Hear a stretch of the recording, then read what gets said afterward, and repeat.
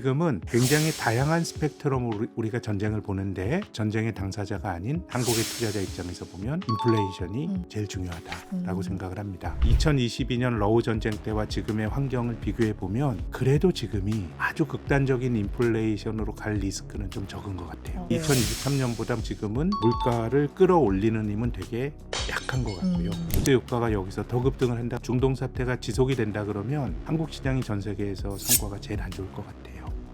네, 경제적 본능 시작합니다. 김학균 센터장님 모셨습니다. 어서 오십시오. 네, 안녕하십니까? 너무 혼란스러운 하루하루입니다. 웃을 예, 일은 아니지만. 뭐 늘 시장이라고 하는 게 뭐 오를 때나 내릴 때나 참 예상보다 더 오르고 우리가 지난 목요일이 사상 최고치였습니다. 네. 근데 지난 몇 달 동안 우리가 경험했던 이렇게 조정 없이 올라가도 되는 거야 생각을 했는데 뭐 떨어지는 속도도 굉장히 이제 빨랐던 것 같습니다. 근데 네. 참 속도를 우리가 안다는 건 힘든 것 같아요. 네. 그걸 알면 신이죠. 아, 네. 아, 주말 사이에 시작된 중동 군사작전 여파로 오늘 이제 기어이 서킷 브레이커까지 걸렸는데 현재 시장의 공포 심리는 어느 정도라고 생각하세요?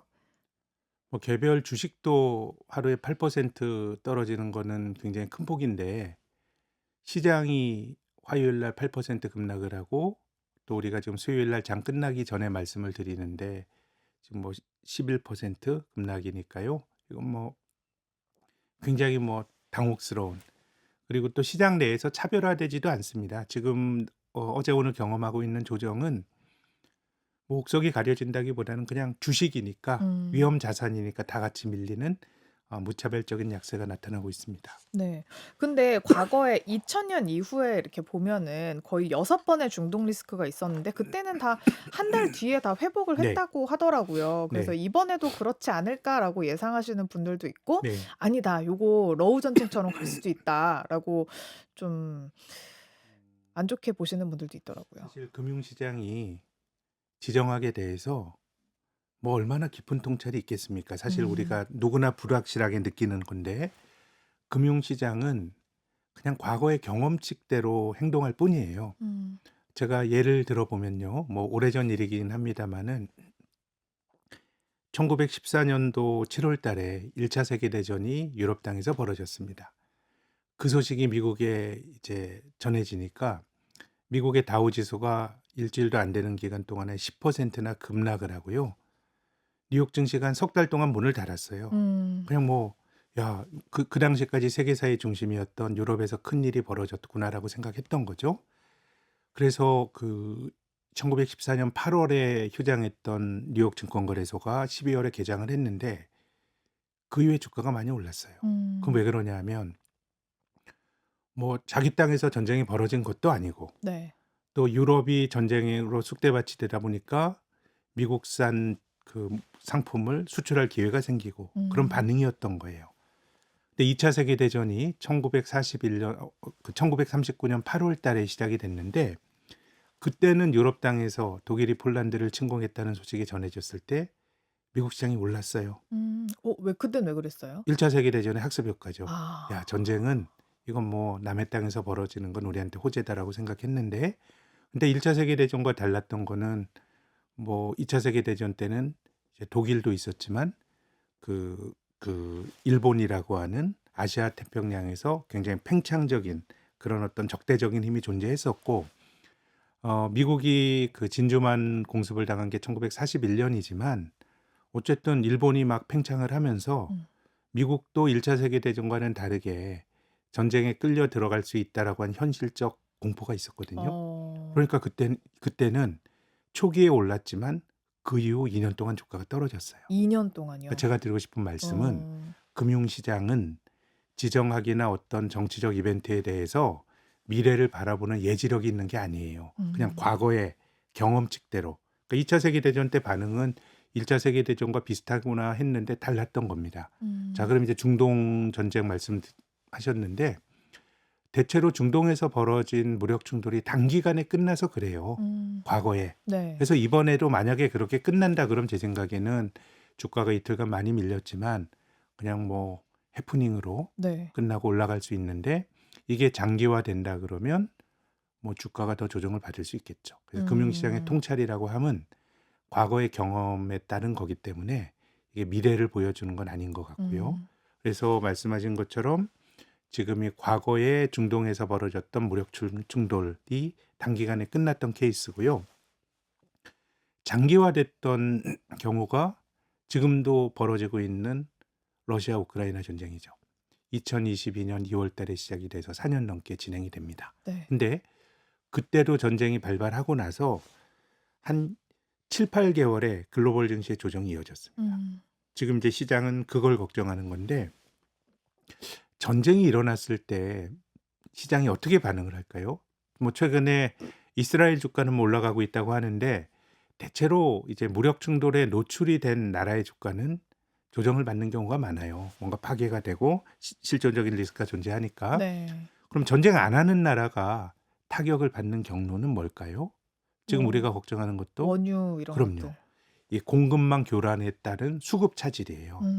그럼 음. 그게 공급망이 교란돼서 필요한 어떤 재료를 못 구하게 되면 가격이 올라가겠죠. 네. 인플레이션이에요. 그러니까 전쟁 당사자가 아닌 나라들은 뭔가 밸류 체인에 어떤 공급망에 문제가 생겨서 물가가 올라가는 게 악재인데 2022년을 복기를 해보면 러우 전쟁이 나고 이렇게 뭐 전쟁이 장기화될지 그때도 몰랐지만 그 당시에는 인플레이션 압력이 사실상 지금보다 훨씬 크게 존재했었어요. 전쟁이 네. 아니더라도. 네. 왜 그러냐 하면 그때가 코로나 코로나 팬데믹이 예. 진행이 될 때였고 그 과정에서 코로나가 다시 또 뭐 잦아지는 듯 했다가 번지고 하면서 뭐 기억나시겠지만 동남아에 자동차에 들어가는 차량용 반도체 칩 생산이 안 돼서 음. 공급망 교란이 있었어요. 네. 거기 전쟁까지 더해지면서 굉장히 큰 인플레이션이 2022년에 생겼던 거죠. 그래서 미국의 소비자 물가지수 상승률이 8% 넘어가고 그 과정에서 미국 연준 중앙은행이 금리를 공격적으로 엄청 올렸죠. 올렸죠. 뭐 예. 그냥 예사롭게 올리는 게 아니고 뭐 자이언트 스텝이라 그래서 0.75% 포인트 올리고 그 과정에서 미국의 장기 금리도 올라가고 그러면서 주식이 조정을 받았거든요. 예. 그래서 지금은 굉장히 다양한 스펙트럼으로 우리가 전쟁을 보는데 이 투자자의 관점에서 보면 전쟁의 당사자가 아닌 한국의 투자자 입장에서 보면 인플레이션이 음. 제일 중요하다라고 음. 생각을 합니다. 네. 그래서 결국은 저는 이게 얼마나 장기화되느냐에 따라 좌우가 되고 제가 뭐 거기에 대해서 뭐 말씀드릴 만한 식견이 없기 때문에 음. 결국은 우리가 조건부로 볼 수밖에 없는데 앞으로의 미래는 우리가 모른다고 보고요.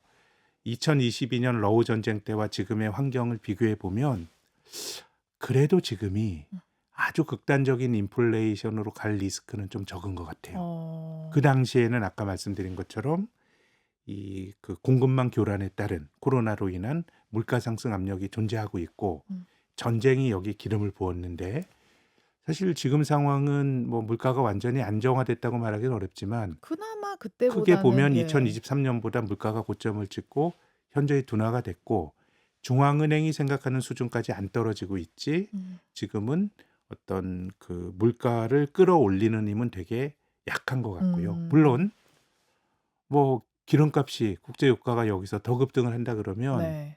그러면 뭐 도리 없이 물가 상승 압력이 후행적으로 높아질 수 있기 때문에 제가 말씀드린 조언도 매우 제한적이긴 한데 근데 초기 국면에서도 국제 유가가 그 우크라이나 사태 때처럼 그렇게 가파르게 올라가는 것 같진 않아요. 저는 체감하기에 되게 가파르다라고 생각했는데 물론 가파르 예. 65불에서 한 지금 한 15% 올랐는데 비슷한 기간 동안에 그 당시에는 그 2022년 2월 달에 러우 전쟁이 나기 직전에는 서부 텍사스 중진류 기준으로 국제 유가가 90불대 초반이었는데 그게 단기간에 120불대까지 갔었어요. 네. 한 30% 올랐죠. 그래서 물론 이것도 그거에 진행형이니까 비하면 예. 우리가 알긴 힘들어요. 제가 방송하고 나서 뭐 이 예컨대 뭐 호르무즈 해협에서의 봉쇄가 현실화되고 무력 충돌이 나타나서 유가가 급등할 수 있는데 지금의 속도로 보면 지금은 조금 그때보다는 교란이 덜한 것 같고 또 결국 인플레이션이 이 자산 시장에 영향을 주는 거는 금리를 통해서 영향을 줍니다. 네. 예, 뭐 인플레이션 압력이 생기면 중앙은행이 금리를 올리고 시장 금리도 따라 올라가고 하는데 지금 미국의 시장 금리의 상승세도 러우 전쟁 때보다는 상승 속도가 음. 아주 가파른 것 같진 않아서 음. 뭐 여러 가지 뭐 불확실성과 전제가 들어간 어떤 그런 조언이긴 합니다마는 뭐 주식이 뭐 조정을 받는 게 여러 가지 이유로 조정을 받겠지만 지금 미국과 이란 전쟁이라고 하는 프레임으로 보면 그때보다는 조금 아주 전면적인 음. 인플레이션과 음. 금리 급등으로 이어질 가능성은 낮은 거 아닌가. 그럼 투자자 입장에서 봤을 네. 때 이 전쟁이 단기에 마무리되느냐 장기에 마무리되느냐의 기준은 그게 어떻게 두나요? 결정적으로 중요하겠죠. 그걸 뭐 그렇게 뭐 아주 그걸 계량적으로 나눌 수는 없는데 네. 대략 트럼프 대통령이 말한 것처럼 4 내지 6주 정도라 그러면 네. 제 생각엔 그것이 단기의 범주에 어. 이제 각 나라들이 가지고 있는 원유 비축량이나 이런 것들을 생각하면 단기의 범주에 속할 것 같고 이제 이게 더 길어진다 그러면은 이건 뭐 러우 전쟁이나 뭐 이렇게 될 수도 있는데 근데 음. 어쨌든 더 중요한 거는 뭐 이제 국제 유가의 움직임이 뭐 다시 또 급등을 하고 그건 뭐 전황을 반영하는 거니까 네. 이제 거기에 대해서는 뭐 제가 말씀드릴 게 별로 없고 뭐 아는 게 음. 없어서 그리고 또 우리 시장이 조정을 더 받는 것도 저는 중동 사태가 지속이 된다 그러면 한국 시장이 전 세계에서 성과가 제일 안 좋을 것 같아요. 그래요? 최근에 우리 시장이 세게 조정을 받았죠. 네. 사실 그 우리가 그 3.1절 연휴 마치고 와서 화수는 굉장히 긴장하고 미국 증시를 보면 생각보다 선전했어요. 미국 증시는 그랬죠. 거의 네. 1% 포인트 뭐 이 정도만 왔다 네. 갔다 왔다 갔다 했으니까. 했는데 뭐 예. 한국은 8% 10% 넘게 조정을 받고 그래서 그 이유는 제 생각에 첫 번째는 그냥 한국 시장이 그동안 정말 압도적으로 빠른 속도로 오르다 보니까 가파르게 오른 증시는 조정도 세게 받습니다. 뭐 그런 게 하나가 있고 또 두 번째는 보다 더 중요한 이유는 네. 호르무즈 해협이 봉쇄가 됐을 때 혹은 중동산 원유의 수급의 차질을 빚을 때 가장 큰 영향을 받는 나라가 한국이에요. 또 굳이 따지면 일본이고. 그쵸. 제조업들 많이 하는 네. 원유 국가들. 의존도가 되게 예. 높은 나라예요. 그래서 우리나라보다 이 1인 GDP 기준으로 원유 의존도가 높은 나라가 캐나다랑 아이슬란드인가? 뭐 그런 음. 정도인 것 같아요. 그러니까 한국이 굉장히 또 중동산 원유에 대한 의존도는 압도적으로 높고 이런 점에서 보면 미국 시장이 잘 버티는 이유도 미국은 지금 원유 순수출국이잖아요. 네. 이제 그게 지금 반영이 되는 것 같고 그래서 저는 뭐 중동 지역의 긴장이 결국은 주식 시장의 장기 조정으로 전이가 되는 경로는 음음. 인플레이션과 금리 상승인데 네. 그 과정에서 가장 취약하게 반응할 수 있는 나라는 한국이기 때문에 어. 일단 이게 빨리 좀 수습이 되는 게 우리 증시 입장에서도 좀 우선적으로 시장의 안정을 찾으려면은 좀 일단은 중동에서의 정정이 더 악화되는 일은 없어야 되지 않을까 네. 싶습니다. 네. 저는 외환 시장도 걱정이 많이 네. 되던데 원달러 환율이 급등을 하면서 오늘 미국에다가 한미 통화 스와프를 요청을 했는데 이걸 또 네. 거절당했다고 하더라고요. 근데 또 이창용 총재는 "걱정 안 해도 된다. 우리나라 유동성 풍부하고 네. 또 우리나라 대외 차입 가삼금리 또 신용부도 스와프 프리미엄도 안정적인 수준이다. 걱정하지 않아도 된다."라고 얘기를 하면서 오늘 원래 출국을 했어야 되는데 출국을 안 하셨더라고요. 근데 미루셨더라고요. 글쎄요. 근데 뭐 이건 아직까지는 일회성 사건으로 봐야 될 것 같아요. 물론 음. 이제 환율이 이렇게 단기간에 원달러 환율이 급등하고 하는 거는 그 기저에 깔려 있는 뭔가 한국 외환 시장의 체력이나 음. 이런 것들이 뭐 반영이 되었을 개연성도 있는데 지금은 워낙에 단기적인 일이고 또 이 전 세계적으로 나타나는 안전자산에 대한 선호 이런 것들 그냥 뭐 주가가 많이 떨어지는 것도 우리 증시에서 뭐 무차별하게 떨어지잖아요. 네. 그거는 특정한 어떤 기업이 가진 뭐 수익 전망이나 이런 걸 반영하는 거 아니고 그냥 주식이니까 떨어지는 네. 겁니다. 그냥 위험 무서우니까 자산인 위험 자산이니까. 주식이니까 떨어지는 거니까 아직까지도 외환 시장의 반응은 뭐 그런 맥락으로 봐야 되지 않을까. 음. 그러니까 지금 이 상황은 한국의 외환 시장의 기본적인 어떤 원인이 있는 것도 아니고 또 한국 주식 시장의 어떤 개별적이거나 특수한 어떤 요인으로 환율이 급등하고 주가 조정받는 게 아니기 때문에 네. 지금 벌어지는 일은 중동 사태가 독립 변수고 한국 금융시장은 종속 변수예요. 음. 그렇기 때문에 중동 지역의 안정 여부가 되게 중요할 것 같고, 다만 그 불안이 지속이 된다 그럴 때 가장 그 기간 동안에는 한국 금융시장이 취약하게 반응할 개연성은 있다고 생각합니다. 네. 그럼 우리 지금 위험 자산 얘기를 했으니까 안전 자산도 한번 이야기를 해 볼게요. 원래 금이 대표적인 안전 자산이잖아요. 네. 그래서 첫날에는 되게 많이 올랐다가 네. 또 조정을 엄청 받더라고요. 금은 네. 왜 떨어지는 걸까요? 금이 안전자산이 아니어서 그런 것 같아요. 그래요? 주식과 어떤 그 금의 대체성이 약해졌어요. 음. 뭐 최근 몇 달 동안에는 사실 뭐 한국 시장은 뜀박질을 하고 금 가격은 조정을 받았지만 상당히 오랜 기간 동안 위험 자산인 주식과 안전 자산인 금이 같이 올랐죠. 그러니까 이건 제 생각엔 저는 인플레이션 압력이 생기고 또 중앙은행이 긴축을 하고 네. 또 시장 금리가 올라가는 거는 크게 보면 물가 압박 때문에 유동성이 좀 축소가 되는 힘으로 작동하는 거거든요. 음. 근데 지금은 유동성이 많다 보니까 위험 자산인 주식도 오르고 안전 자산으로 불렸던 금도 올라갔던 거거든요. 그러니까 지금은 자산 간의 대체성이 깨졌기 때문에 네. 미국의 금리가 올라가고 인플레이션에 대한 우려가 커지게 되면 금도 같이 떨어질 것 같은데요. 앞서 어. 말씀드렸던 2022년도에 네. 뭐 러우 전쟁과 글로벌 공급망 교란으로 인플레이션이 현실화됐을 때 미국 주식도 뭐 20%가 넘게 조정을 받았거든요. 근데 그 과정에서 금도 떨어졌어요. 예, 음. 그래서 지금은 이 자산 간의 대체성이 많이 약해진 것 같아요. 진짜 안전한 자산은 뭐예요? 부동산인가? 지금은 안전한 자산은 뭘까요? 지금까지는 이제 미국 국채? 달러?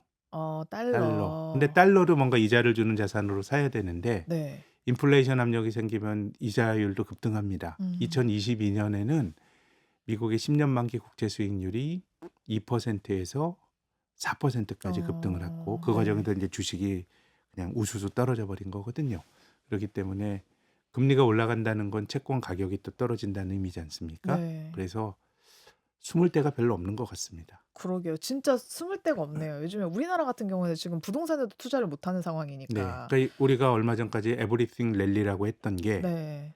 예컨대 뭐 자산간이 역사적으로 보면 서로 간에 좀 다르게 움직이는 그런 대체성이 존재했는데 유동성이 많이 풀리고 그 유동성이 안전자산으로 불렸던 금에도 영향을 주고 위험자산인 주식에도 영향을 주고 하다 보니까 음. 최근 몇 달 동안은 조금 이제 그게 희석이 됐지만 뭐 2-3년 길게 보면 같이 올라온 거잖아요. 그러다 보니까 우리가 올라갈 때 어떤 자산을 사도 좋았던 것처럼 음. 떨어질 때는 별로 숨을 데가 없는 그런 성격의 시장 흐름이 나타날 가능성이 있죠. 근데 요즘 시장을 보면은 우리가 인제 어렸을 때 배웠던 경제학 교과서에 있던 그런 안전자산, 위험자산 이런 거가 잘 안 맞는 것 같아요. 안 맞는 것 같습니다. 네. 그거는 저는 2008년 글로벌 금융위기 이후 또 짧게는 2020년 코로나 팬데믹 이후로 중앙은행이 돈을 너무 많이 풀었기 때문인 것 같아요. 음. 그래서 자산이라고 하면 유동성이 너무 많다 보니까 자산의 속성과 무관하게 대체로 실물 경제보다 어떤 자산을 사더라도 성과가 좋았던 거고요.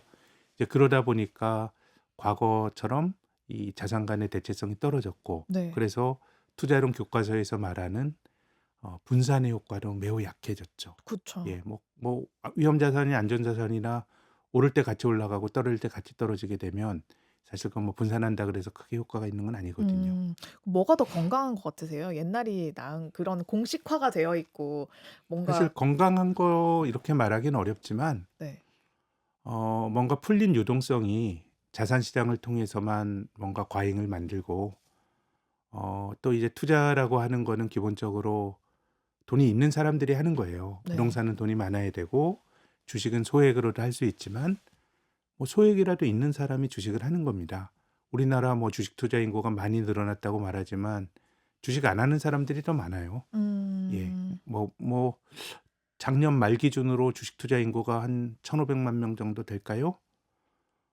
물론 경제활동 인구가 한 2,800만 명 되니까 어른들 사이에선 절반 이상 하는 거지만 전체적으로 보면 주식 안 하는 사람 숫자가 훨씬 더 많으니까 음.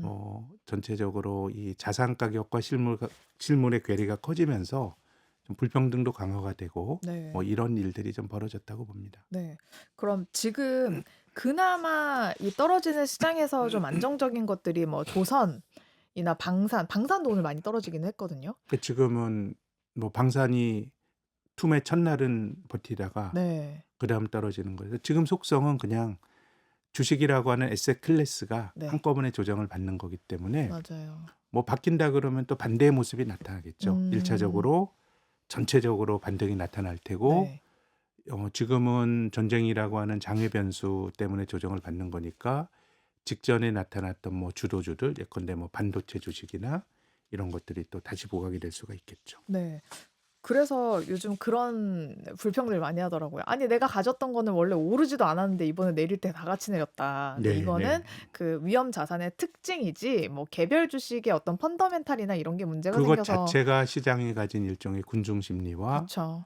뭐 그런 것이 바로 패닉이죠. 네. 이것저것 가리지 않고 매물이 나오면서 주가를 끌어들이는 모습이 주초 네. 이틀 동안 나타났습니다. 네. 자, 불과 얼마 전까지만 해도 우리 코스피 6,000 딱 찍고 올라갈 때는 "야 7,000 가자." 이런 얘기도 많이 했고 모건 스탠리도 목표치를 7,500으로 잡았었단 말이죠. 근데 이게 그 상승이 6,000을 찍고 7,000으로 가던 그 상승 자체가 센터장님이 보시기에는 거품이라고 보셨어요? 아니면 이거는 진짜 우리의 펀더멘털이 이제서 인정받는 거다라고 보셨어요?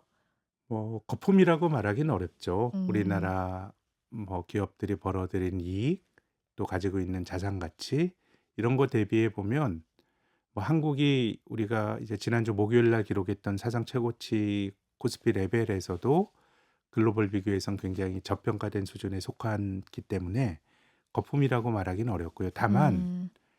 이게 우리가 저평가라는 얘기를 많이 하잖아요.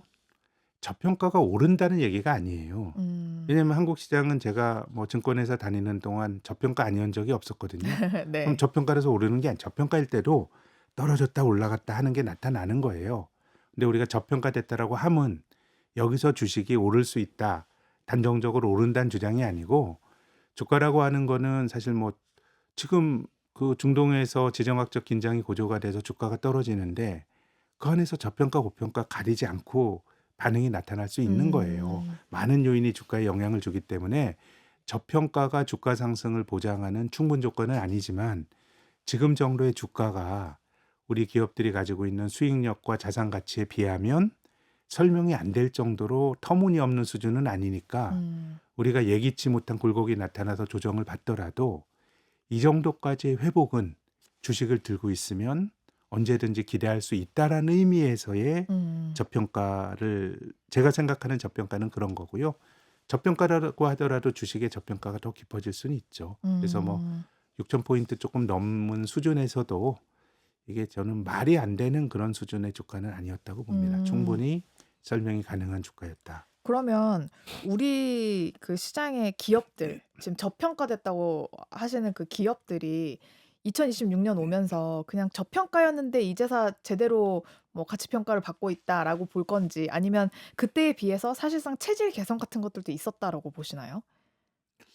체질 개선, 뭐 네. 기업의 체질 개선이 우리 주가 지수가 작년 이맘때 한 2,500 하고 있었는데 뭐 1년 사이에 갑자기 뭐 체질이 바뀌거나 이런 건 아닌 것 같고 네.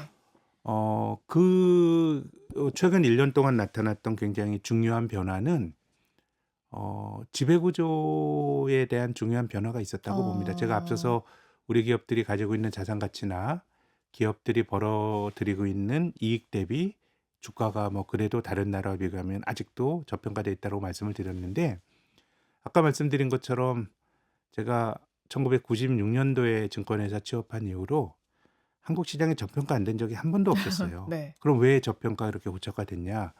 기업이 돈을 많이 벌고 기업이 어떤 자산을 갖고 있더라도 그 돈이 주주들을 위해서 쓰여져야 돼요. 음.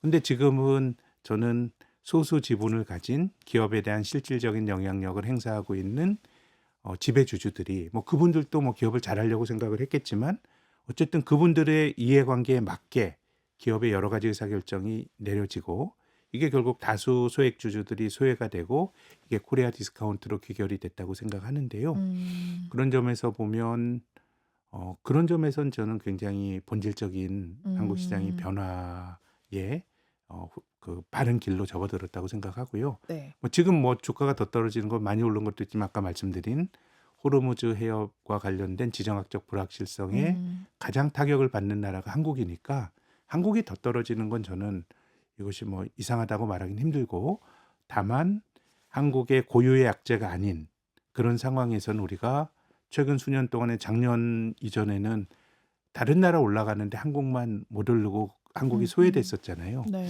그런 흐름은 아니지 않을까라는 말씀을 드리고 싶고, 다만 아주 공교롭게도 이런 말씀 드리는데 중동 사태가 겹쳐서 그렇습니다만은 이번 문제가 좀 장기화되면 그 국면에서는 한국이 상대적으로 더 큰 타격을 받는 게 불가피할 것 같습니다. 그러면 우리나라에서도 그 잘 나가던 반도체주에 사실 검은 화요일에 조정이다 이래서 살 기회다 해서 진입하신 분들이 꽤나 네. 있더라고요. 근데 그런 분들이나 아니면 기존에 이제 투자하셨던 분들은 어떤 마음가짐을 그건 가져야 제 될까요? 생각에는 투자라고 하는 게 내가 사자마자 올라야 되고 또 100m 그 스프린터들의 달리기 경주처럼 금방 끝나는 게 아니에요. 음. 내가 사서 들고 있으면 그럼 평가에 이길 뿐이죠. 음. 올라가더라도 평가손일 따름이고 주가가 떨어지면 올라가더라도 평가 이길 따름이에요. 계속 진행이 되는 거죠. 그런 거라 네. 그러면 너무 너무 조급하게 보지 단기적으로 마셔라. 그렇게 볼 필요는 없는 것 같고, 주가는 아무도 모르지만 단지 제 의견을 말씀드리면 반도체의 본질적인 업황 자체가 네. 중동 사태로 인해서 뭔가 크게 꺾일 만한 그런 변화를 그 중동 지역의 정정 불안이 가져올 것 같지는 않고요. 그렇게 본다 그러면 저는 조금 감내하시면 저는 좀 보답이 있지 않을까 그런 음. 생각을 하고 있습니다. 네. 자, 그럼 여기까지 이야기 듣도록 하겠습니다. 신영증권의 김학균 센터장님과 함께 이야기 나눠봤습니다. 오늘 말씀 고맙습니다. 네.